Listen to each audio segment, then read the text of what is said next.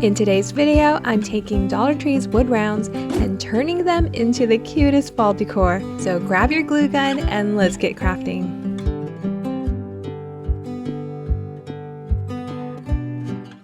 Dollar Tree sells these round plywood pieces and I love crafting with these. I haven't bought these in a while, so I was so surprised that the newer ones that they had in stock were double in thickness. And the best part, they were still only $1.25.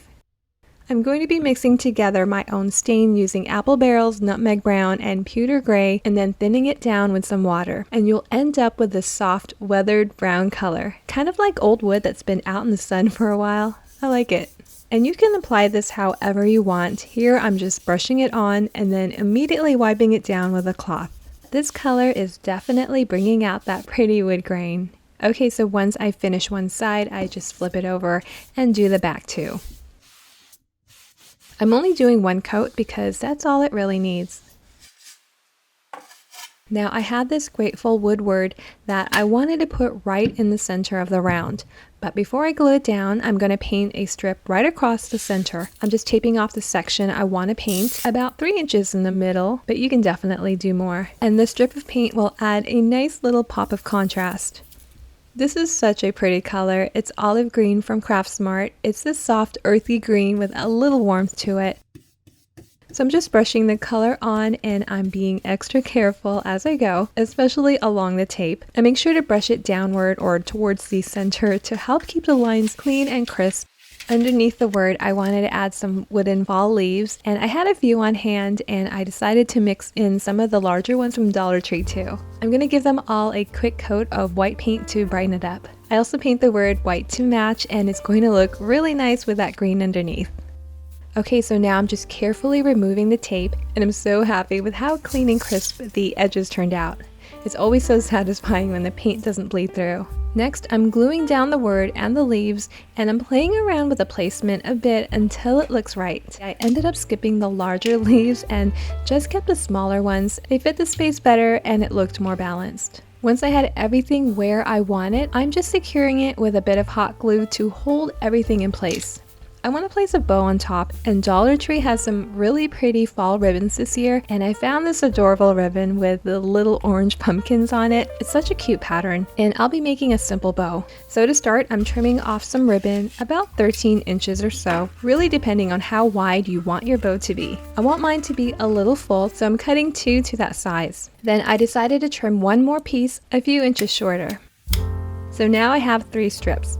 And I'm going to glue the ends of each strip together to form little loops. I'm just adding a thin line of hot glue to one end and folding the other end over to make the loop.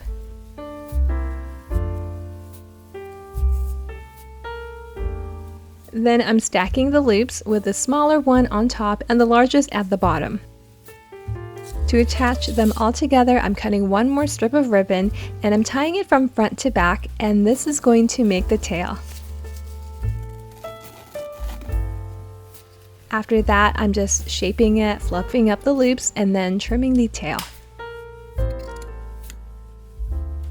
Instead of gluing it in the center, I'm placing it on the left side, and then I'm just gluing some greenery on the sides of the bow. I added some lace to hang, and this one is all done.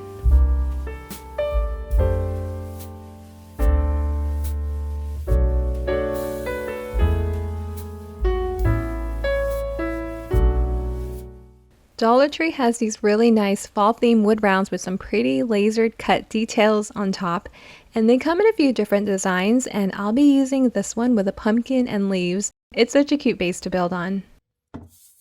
And so I want to add some color, and I'm going to be making a stain using some apple barrel paints. I'll be mixing together nutmeg brown and burnt umber, then I add some water to thin it down. And I usually do about 3:1 ratio of water to paint, so it's more water than paint. And that way it goes on like a stain instead of a thick coat, letting that wood grain show through. So I'm working in small sections, brushing it on, and then wiping it down with a cloth. There's some wording on the wood, but I'll be covering it up later. Now, because I'll be gluing a wood piece over the word, I'm avoiding painting over that area so the glue has a stronger bond.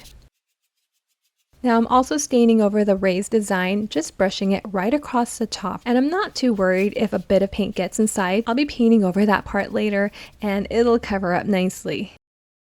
For the inside of the leaves, I'm painting them this muted green color, Moss from Waverly Chalk Paint. So I'm just using a small brush to paint the leaves. Honestly, this part was just so relaxing to do.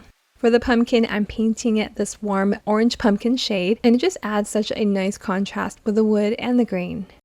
By the way, if you're enjoying this video so far, make sure to give it a thumbs up. It really does help. And if you haven't already, make sure to subscribe and click that notification bell. Okay, I decided to lightly brush over the raised outline with white paint. I'm using a small sponge brush and I'm just going over it gently to give it that dry brushed weathered look. And I'm being super careful so I don't get any on the orange or green, but you know, if I did, no big deal. You could just easily paint over it and touch it up. So right above that, I'll be placing this wood piece from Dollar Tree. I thought I would just paint it white to blend in with the colors I already have going on. Now, since this wood was pretty thin, I thought I'd glue one of the older wood rounds I already had. It's the thinner one, and it's slightly larger than this fall wood round, so it acts like a border and it thickens it up. So I'll be painting along the edge for a bit of contrast, that green color, so it pops out. Okay, so at this point, I really wasn't loving that wavy wood plaque. I'm not sure why, honestly, because now looking at it here, I think it looks okay, but I guess I wasn't loving the shape. Anyhow, I decided to switch it up with another wood plaque from Dollar Tree, and I do like this one a little more. I decided to take it outside and spray paint it metallic gold, which turned out really pretty. I also flipped a larger wood round and painted the border gold too, just to have some options. I wanted to see which one I'd like better, and whichever one I didn't, I'd paint the back and finish it off. So both borders look really great, but I'm definitely loving the gold. On top of the gold plaque, I'm gluing one of these fall wood words from Dollar Tree. These words come in a pack. I've used them for years, and they're really nice because you have several options. I'm choosing Hello Fall and I'm painting it black, and that'll look really nice against the gold. I'm going to place the word towards the right, and on the left I'll be gluing this wooden leaf, and I'm brushing on some antique gold paint over it. Then I'm just adding some Tite Bond Quick and Thick glue behind the plaque. I'm also running some hot glue along the edge for a quick hold, and I place that right over the word. And finally, I apply more of that Quick and Thick glue on the gold wood round, and then I also run a bit of hot glue along the edge of the fall round before placing it right in the center of the larger one. Now, if I hadn't added that back border, I probably would have just left it as is and strung some rope or ribbon through the top center hole, but since it's covered up in the back, I decided to add a little greenery on top. I'm using some dried pieces I already had on hand, and I'm gluing a couple of small bundles on opposite sides, and then adding one of these little fabric flowers that I made right over the center hole. Now if you want, you can just place this on an easel stand or glue some rope or ribbon to hang. And this one is all done.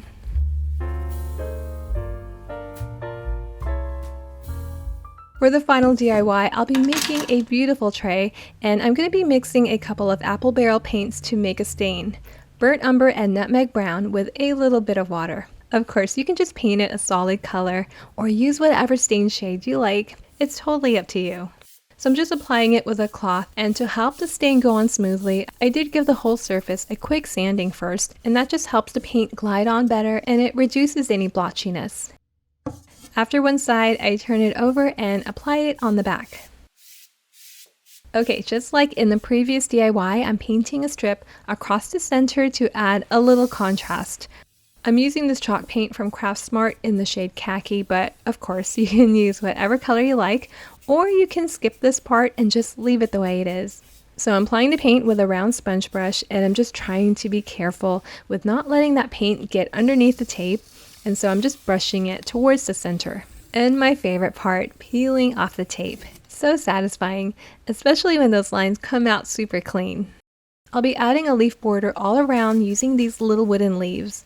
I'm going to cut them in half, so to get the right shape, I slide them underneath the edge of the round and then I trace that curve. Then I cut along the pencil line with my miter shears.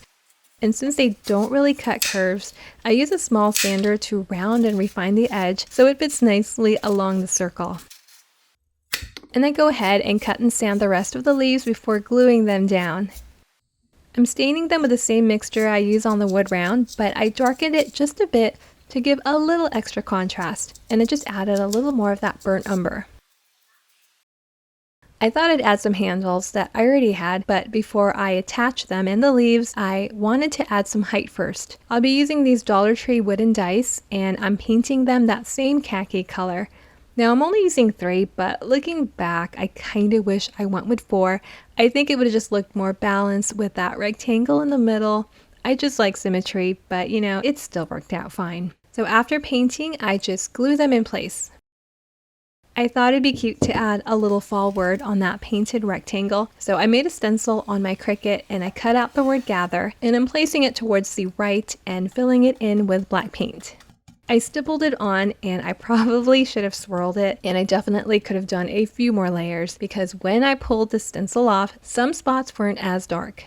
But honestly, I kind of liked it. It gave it that imperfect handmade stamp-on look, which I'm totally fine with.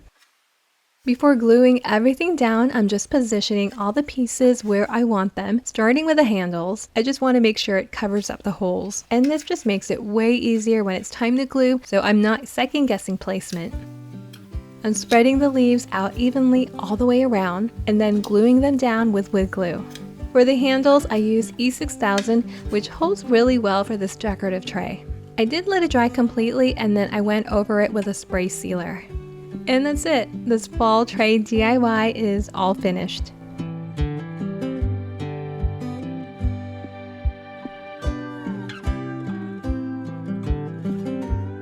Thank you so much for watching today's video. Let me know in the comments below which one was your favorite. Have a wonderful and blessed day. Until next time, bye!